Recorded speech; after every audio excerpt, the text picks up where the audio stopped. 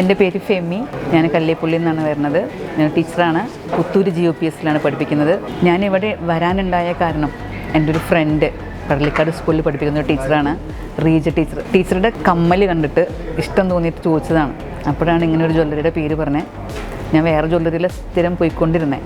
പക്ഷേ ഞങ്ങൾക്ക് ഈ TJM എന്ന് പറഞ്ഞ ജ്വല്ലറി ആ ടീച്ചറിൽ നിന്നാണ് അറിയാൻ കഴിഞ്ഞത്. ഇവിടെ വന്നു കഴിഞ്ഞപ്പോൾ എനിക്ക് കമ്മൽ പൊതുവെ ഇഷ്ടമാണ്.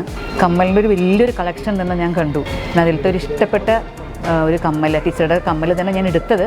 പക്ഷേ വീണ്ടും ഇങ്ങോട്ട് വരാനുള്ള ഒരുപാട് സാധ്യതകളുണ്ട്. അത്രയ്ക്കും ഇഷ്ടപ്പെട്ട കളക്ഷൻസ് ഇവിടെ ഉണ്ട്.